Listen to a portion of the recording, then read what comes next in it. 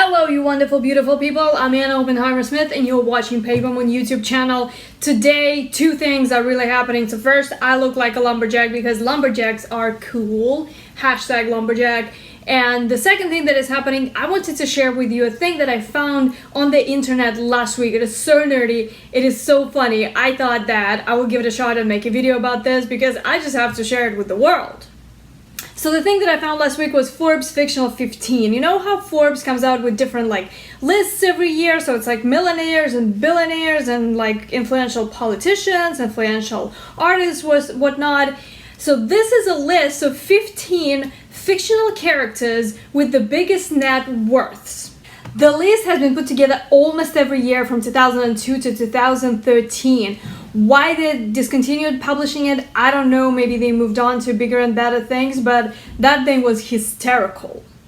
To qualify for the list, members must both be fictional, meaning they cannot be in part of a myth or a folklore, and they have to be characters, meaning they have to be part of a narrative of like a show or a movie or even a game, a computer game or even a board game, as we shall see in a couple of minutes.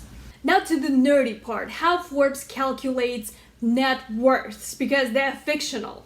So Forbes calculates the net worth of the wealthiest characters from movies, TV show, games by constructing portfolios of what it is that they invested in and then measuring this portfolio against real life prices for commodities and shares. In 2013, the last year that the list was put together as of today, the aggregate net worth of Fictional 15 climbed to $215.8 billion. That's more than GDP of Ireland. Alright, so without further ado, let's take a look at the list. Coming up at number 15, you thought this guy is rich, I thought this guy is rich, and he is, he's rich. His net worth is estimated at approximately $1 billion. It's Jay Gatsby from West Egg, New York. The source of his riches is a little bit muddy. We do not hear anybody saying in the movie Great Gatsby or in the book how he actually got his riches, but we kind of know that it's bootlegging. Forbes puts it a little bit milder. They call it investments and racketeering.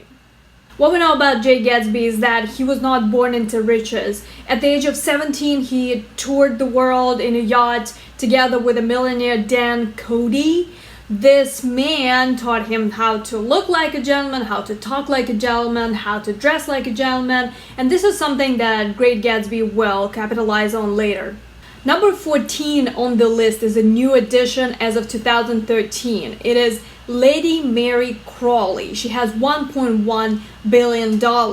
Residence, Downton, England. Source, inheritance and marriage. The reason why she's new to the list is because she inherited all her wealth after the tragic death in a car accident of her husband and fourth cousin, Matthew Reginald Crawley. Number 13 with $1.2 billion is Mr. Monopoly from Atlantic City, New Jersey, the character of the Hasbro game.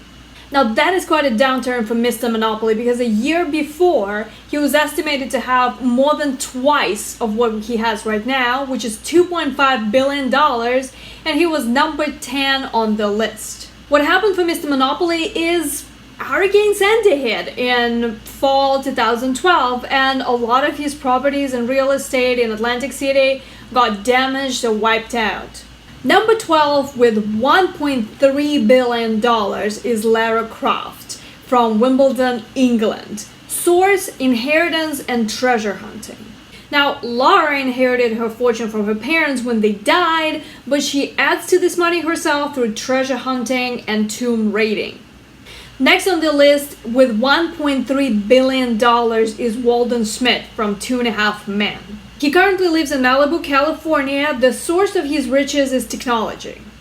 He made his first million by the age of 19, and then he went on to create a startup that he then sold to Microsoft for $1.3 billion. Number 10 goes to C. Montgomery Burns, $1.5 billion, residence Springfield, USA, source energy. Like many people on our fictional rich list, C. Montgomery Burns was born into poverty, and then he was adopted by a faceless billionaire in his early childhood. After attending Yale University, he soon made his own fortune and invested in the Springfield nuclear power plant. Fun factoid about C. Montgomery Burns and his 2013 ranking is that his wealth actually went up from the previous listing to the current listing, because in 2012 he was estimated at $1.3 billion. Forbes says that this is due to the fact that 2013 was a very good year for nuclear energy stocks. Number 9 goes to Tywin Lannister, won $1.8 billion. He's from Castle Rock, Westeros. Source is Inheritance. And yes, he died since then, but in 2013 he was still alive, so that was a legit ranking. Tywin Lannister is the Lord of the Castle Rock, and he's the head of the richest family in the Seven Kingdoms. In addition to Inheritance, he owns a couple of gold mines across Westeros. That's where his money is coming from. When Tywin was still alive in 2013, his main expenditures were on the good stuff: wine, food, armies, and of course, paying off his debts. Interesting factoid about Tywin is that Forbes actually estimates that in 2013 his fortune went down from $2.1 billion in 2012 to $1.8 billion in 2013. They say that this is due to the fact that he is leading a very long and probably costly war. However, he was winning at this point, so that's probably a good thing for him. And that brings me to my first question of the day. How do you think Lannisters are doing money-wise now that they started war with White Walkers? Is it gonna deplete their resources? Are they still okay? Are they still the richest family in the Seven Kingdoms? Let me know in the comments down below. Number 13 was a new addition to the list in 2013, $2.2 billion, Christian Grey from 50 Shades of Grey. He comes from Seattle, Washington, and the source of his riches is investment and manufacturing. Gray started his business with $100,000 that he received from a friend of his late mother. He then went on to create Gray Enterprises Holdings, and in the second novel, it is claimed that he is getting approximately $100,000 an hour from that enterprise. Number 7 goes to Richie Rich. He's from Richville, USA. Estimated net worth is $5.8 billion. Source: Inheritance and Conglomerates. Richie Rich was the only child and the only heir to the billionaire businessman Richard Rich Sr., whose businesses, Rich Industries, was worth estimated $163.4 billion as of 2013. Number 6 goes to Bruce Wayne, aka Batman himself, net worth of $9.2 billion. He's from Gotham City, USA. The source of his riches is Inheritance and Defense. In fact, to come up with $9.2 billion in net worth, Forbes had to value Bruce Wayne's assets against real-life defense industry stocks. Bruce Wayne has been an heir to Wayne Enterprises' fortune from the age of 8. It is estimated that Wayne Enterprises brings in through the door $31.3 billion in annual revenues. Number 5 goes to the only black and white character on the list is Charles Foster Kane, $11.2 billion in assets. He's from California. The source of his fortune is, of course, media. Kane spent a lot of money buying the New York Enquirer that he had to eventually sell due to poor financial management and effects of the Great Depression. Despite this setback, he still died with a lot of money under his name. Number 4, and we're getting to the good stuff, people, because now it's double digits. Tony Stark, estimated wealth of $12.4 billion. He's from Malibu, California. Source: Defense and Energy. Tony Stark accumulated his wealth by building on his father's business, Stark Industries, which is worth approximately $20.3 billion in 2013 money. Interesting factoid about Tony Stark is that his wealth actually went up dramatically from 2012 to 2013. In 2012, Forbes was estimating his net worth at $9.3 billion, which climbed to $12.4 billion in 2013. And of course, who was responsible for such a growth in wealth? Pepper Potts. You go, girl! Number 3 is Carlisle Cullen from the Twilight Saga. He's from Forks, Washington. He is estimated to have $46 billion. Source, compound interest, and investments. Which, if you needed any other way to watch the Twilight Saga, then the next time you watch it, think about the fact that what this movie is actually all about, it's not about some love story. That's for losers. This movie is actually about the power of compound interest. Apparently, Carlisle invested a pretty humble sum in 1670, and then this sum grew over the course of almost like 350 years to $46 billion. Another source of his riches is the fact that he was a pretty early investor in big blue chip companies such as IBM, Apple, and even East India Company. Before you think that Carlisle is a visionary, think again, because the real reason why he invested in those companies is his daughter Alice, who can't see the future, so she knows what stock will grow. Which is, I'm sorry, I have to interrupt this episode, but like, why is this even legal? How is this even legal? Insider trading is illegal. Why is seeing the future and trading on stocks that will do well in the future legal? That is bonkers. Coming up at number 2 is not a person but a mythical creature, Smaug from the Lonely Mountain. Now his riches are estimated at $54.1 billion as of 2013, but how these riches were calculated created all sorts of controversy on the internet.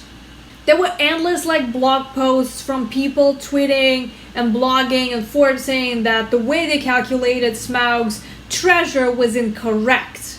It's enough information for a whole other episode, so if you like this one and you want to know more about Smaug and how Forbes calculated its riches, let me know in the comments down below or like this video and I will make a follow-up. The source of Smaug's riches is marauding. What does Smaug do with his newly found fortune and how does he spend it? Well, he doesn't. He just slips on it. Smaug took a concept of stuffing money in the mattress to a completely different level. He doesn't stuff money in the mattress. He makes a mattress out of his money. Another interesting factoid is that Smaug lost a lot of money from 2012 to 2013. In 2012, his net worth was estimated at $62 billion. 2013, 54.1. That is a huge drop, and Forbes attributes it to the fact that the price of gold took a hit in 2013 and dropped 20%.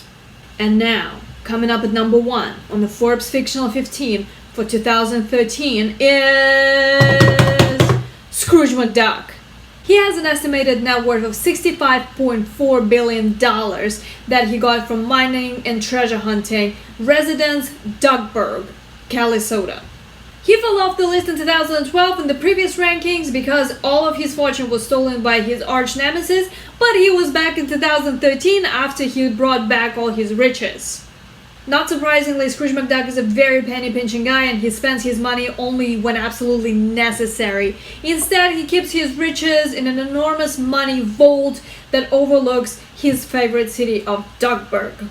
Before we wrap up the episode today, I wanted to bring you 2 factoids that I find very funny about this list. Factoid number 1, there's actually a character whose net worth is so big it is Forbes estimated to be infinite. He made the list in 2002, in 2005, he was taken off the list in 2006, has not been back ever since. And that is despite the fact that Forbes actually stand by their estimation that this character has the most wealth. The character is Santa Claus. And here's what Forbes said about their decision to exclude Santa Claus from the list from 2006 onwards. We still estimate Claus's net worth as infinite, but we excluded him from this year's ranking after being bombarded by letters from outraged children insisting that Claus is real. We don't claim to have settled the ongoing controversy concerning Claus's existence, but after taking into account the physical evidence, toys delivered, milk and cookies devoured, we found it was safer to remove him from the consideration. And factoid number 2, as wealthy as those fictional characters are, their wealth was historically exceeded by a few real living people such as Bill Gates and Carlos Slim Helú. So there you have it, folks. Forbes Fictional 15 for 2013. The list has not been put together ever since. A lot of things have changed. So Tywin Lannister is not even alive anymore. So for my question of the day is, how do you think the list should look like right now? Who would you like to nominate for the list? Who do you think should go from the list? Let me know in the comments down below, and I will see you in the next video.